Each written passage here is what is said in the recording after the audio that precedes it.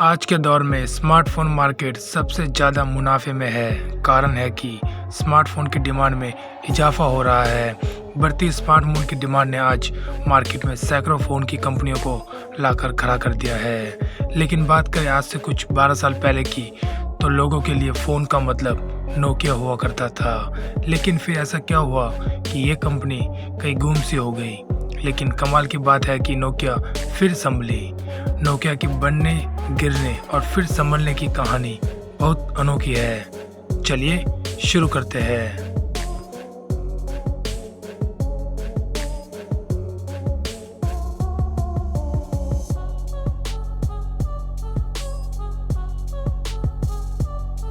Nokia सिर्फ कुछ सालों पुरानी कंपनी नहीं है, बल्कि नोकिया के जन्म को 155 साल हो चुके हैं। नोकिया कॉर्पोरेशन की शुरुआत सन 1865 में फिनलैंड में हुई थी।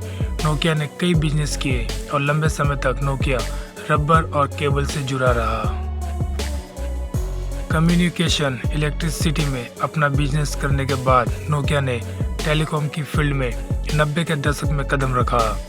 टेलीकॉम क्षेत्र में क्रांति लाने का श्रेय नोकिया को जाता है, क्योंकि इसने लोगों को कुछ ऐसी सुविधाएं दी जो आम लोग सोच ही नहीं सकते थे। उदाहरण के तौर पर नोकिया ने सबसे पहले एक मोबाइल बनाने वाली कंपनी मोबिरा खरीदी। कंपनी खरीदने के कुछ ही साल बाद सन 1982 में नोकिया ने पहला कार फोन मोबिरा सेंटोर को लॉन्च किया। इसे लोगों ने बहुत पसंद किया और इसका वजन करीब 10 किलो था। इसके बाद नोकिया ने ज़्यादा वक्त न लगाते हुए सन 1984 में मोबिरा टॉकमैन लॉन्च किया, जो कि पिछले वाले फ़ोन से हल्का था। इसका वजन करीब 5 किलो था। और एक बार फिर ज़्यादा वक्त नहीं लगाते हुए नोकिया ने मोबिरा सिटीमैन के नाम से एक फ़ोन और लॉन्च किया, जो कि 1987 में लॉन्च हुआ था। इसकी खास बात ये थी कि इसका वजन 800 ग्राम था, जो बहुत ही कम था। इस फ़ोन को लोग कहीं भी ले जा सकते थे। इस फ़ोन के साथ ही नोकिया का प्रभाव धीरे धीरे पूरे यूरोप और अमेरिका में छाने लगा। इसके बाद नोकिया फ़ोन की सीरीज, जो कि 2100 के साथ शुरू हुई। इस नोकिया 2100 ने पूरे बाजार में धूम मचा दी और इसी के साथ नोकिया मोटोरोला कंपनी को पीछे छोड़ते हुए विश्व भर में टेलीकॉम मार्केट में पहले नंबर पर आ गया। धीरे धीरे नोकिया का मार्केट बढ़ने लगा और सन 1997 से 98 तक नोकिया का मार्केट पूरे विश्व बाजार का करीब 25% था। मतलब पूरे विश्व भर में जितने भी फ़ोन बिकते थे, उसका 25% प्रोडक्शन नोकिया करता था।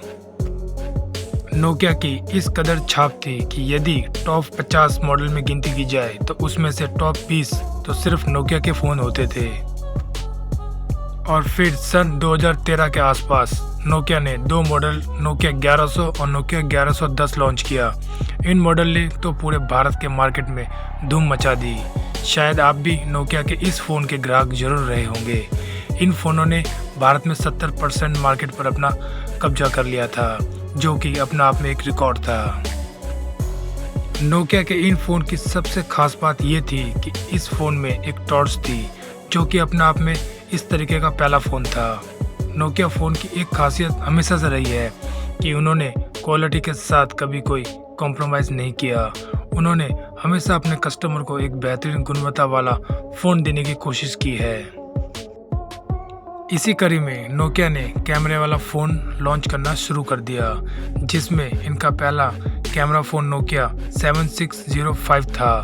इसके बाद उन्होंने 2006 में एडवांस कैमरे के साथ नोकिया 93 और 2010 में नोकिया 18 लॉन्च किया, जो कि कैमरे की क्वालिटी के लिए बहुत ही पसंद किया गया था। और फिर वक्त तेज़ी से बदल रहा था। दुनिया तेज़ी से हार्डवेयर से सॉफ्टवेयर की तरफ बढ़ रही थी, लेकिन नोकिया को शायद इस बात का एहसास नहीं था, या फिर शायद एहसास करके भी इस बात को इतनी गंभीरता से नहीं लिया था, जो इसकी आज की हालत का मूल कारण बना। दुनिया सॉफ्टवेयर की तरफ बढ़ रही थी और गूगल, एप्पल जैसे नए नए प्लेटफॉर्म आ रहे थे, जो मोबाइल सॉफ्टवेयर के साथ लॉन्च कर रहे थे, वह भी नोकिया की कीमत पर। लेकिन नोकिया ने ज़्यादा फीचर्स वाले फ़ोन प्रोवाइड कर रहे थे। इस तरह गूगल और एप्पल का जादू धीरे धीरे पूरा अमेरिका और यूरोप में फैलने लगा और नतीजा ये निकला कि 2009 से 2010 के आसपास अमेरिका के मार्केट में नोकिया को 30% का घाटा झेलना पड़ा। इधर एशिया की बात की जाए तो यहाँ पर चाइना की छोटी छोटी कंपनियों ने अपने मोबाइल फ़ोन लॉन्च किए, जिनमें फ्लिप फ़ोन काफ़ी फेमस हुए। सैमसंग, मोटोरोला ने इंडिया और चाइना के मार्केट में इस तरीके के बहुत सारे फीचर फ़ोन लॉन्च किए, जो कि थोड़ी देर के लिए नोकिया के मार्केट के लिए बहुत ही नुकसानदेह साबित हुए, क्योंकि लोगों को ऐसा लगा कि ये कुछ नई चीज़ है और हमें इसे लेना चाहिए। 2011 आते आते लगभग पूरे विश्व में एंड्रॉयड छा चुका था। हर जगह एंड्रॉयड की धूम मची थी और एप्पल ने भी अपना एक मार्केट बना लिया था, पर फिर भी नोकिया सिम्बियन बनाया जा रहा था और नोकिया की बहुत बड़ी भूल थी। नोकिया बाजार को कुछ खास समझ नहीं पा रहा था, क्योंकि एंड्रॉयड ने विश्व भर में ऐप डेवलपर को ऐसा प्लेटफॉर्म प्रोवाइड किया था कि सारे ऐप डेवलपर एंड्रॉयड के प्लेटफॉर्म पर ही एप्लीकेशन बना रहे थे, जिससे एंड्रॉयड का इकोसिस्टम बहुत ही मजबूत हो गया और जो नई नई कंपनियां थी उन्होंने भी जो फ़ोन लॉन्च किए वो सब भी एंड्रॉयड पर ही थे।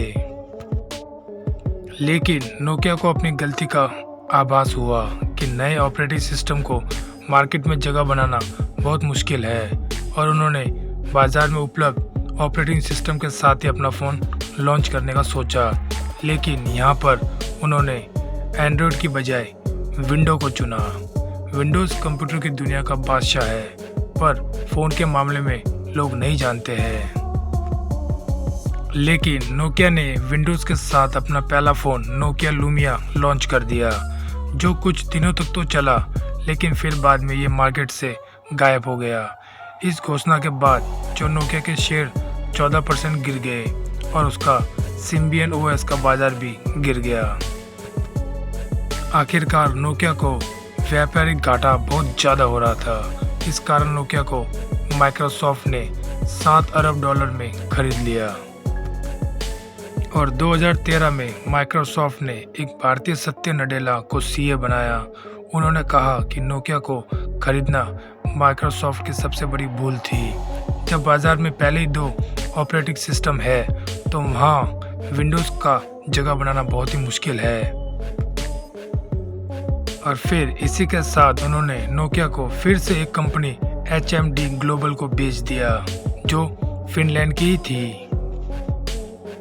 HMD ग्लोबल सन 2016 में नोकिया के ही पहले के कार्यकर्ता द्वारा बनाई कंपनी है। इन्होंने 10 साल तक के लिए नोकिया के फ़ोन बनाने का अधिकार अपने पास ले लिया है। HMD ग्लोबल फॉक्सकॉन कंपनी से अपना फ़ोन बनवाती है, मार्केटिंग HMD ग्लोबल करती है, पर फ़ोन पर नाम अब नोकिया का होगा। फिर नोकिया ने अपने फ़ोन धीरे धीरे लॉन्च करने शुरू कर दिए, जो कि एंड्रॉयड पर ही थे, और आज के दिन नोकिया ने अपने कई फ़ोन लॉन्च किए हैं। अब नोकिया के जितने भी फ़ोन लॉन्च हो रहे हैं वो सब 5G टेक्नोलॉजी पर है। अब नोकिया फिर से आ चुकी है। तो दोस्तों, ये थी नोकिया की डूबकर उभरने की कहानी। आपको कैसी लगी हमें कमेंट करके ज़रूर बताएं और इस वीडियो के लिए एक लाइक ज़रूर कीजिएगा। हम फिर मिलेंगे किसी नई कहानी के साथ। धन्यवाद।